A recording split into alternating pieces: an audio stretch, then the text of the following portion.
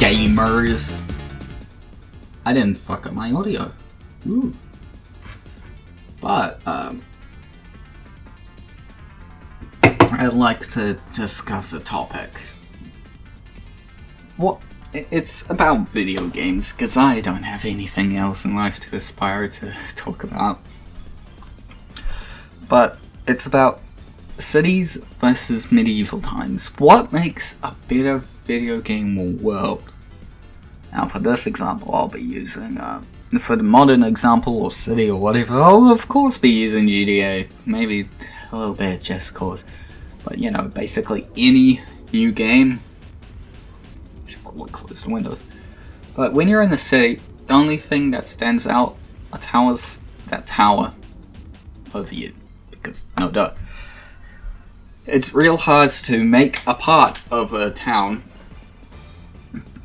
easily distinguishable from one another unless you've got a very specific layout that the player can memorize.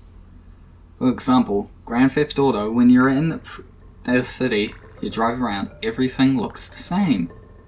Sure, you can see, oh, the Maze Bank, but that's about it. There's nothing else really to see.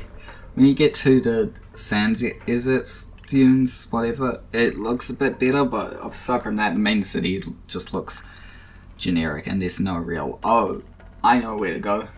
They even give it street names, but how are you supposed to remember what street is which?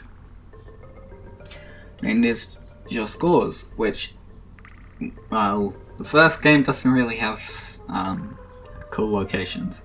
Sure, it's got that one farm, but that's about it. All of it is just grassland and cities. There's no real discernible landmarks, which is a major problem when there's no map. It happens awfully often in these city type games. I think, I don't know, I don't play them. I mean, yeah. The same thing to a lesser extent can be in the Fallout games, where, because there's so many ruined cities, finding a landmark is somewhat difficult. Except these are based on real places, and most of the stuff that wasn't a giant city got blown to smithereens. It's actually kind of easier to find your way around. For example, Fallout New Vegas does this great, because you just walk out, turn a corner, oh, there's the New Vegas Strip. Oh, this is Goodsprings. And everything is laid out with a nice branch of nothing in it, but everything that seems interesting towers what you traverse through, so it's easier to see. But in GTA, it's just, oh, more buildings, that one's taller. And in Fallout 3, if you go to Washington, D.C., it's basically the same as GTA. Oh, there's a bigger building. Oh, I'm stuck in civilization's ruins.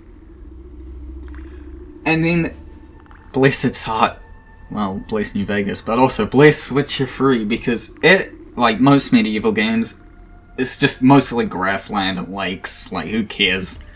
But when you do find a village, it's a breath of fresh air. You're like, oh god, I finally found it. And because there's fewer locations, and you have to actually explore through a bunch of crap to find it, and it stands out. You feel a rush of excitement, and want to explore this new lands. Like, you'd come across a town, ooh, what new quests?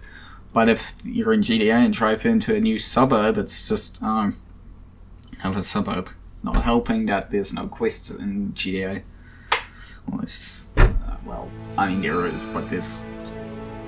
Shut up. You know what I mean?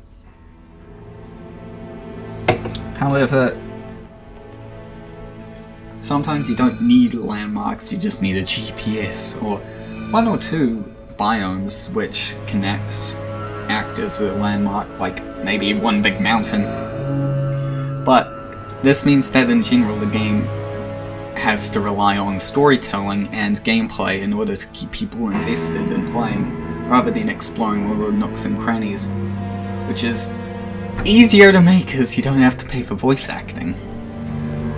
Just look up. Again, Fallout. Oh, you go into a building. Oh, there's a scrap. No. Oh, what could be deeper inside? You don't even have to pay voice actors. Just put a few robots in there and a corpse, and it's well done. But thank you for enjoying this discussion.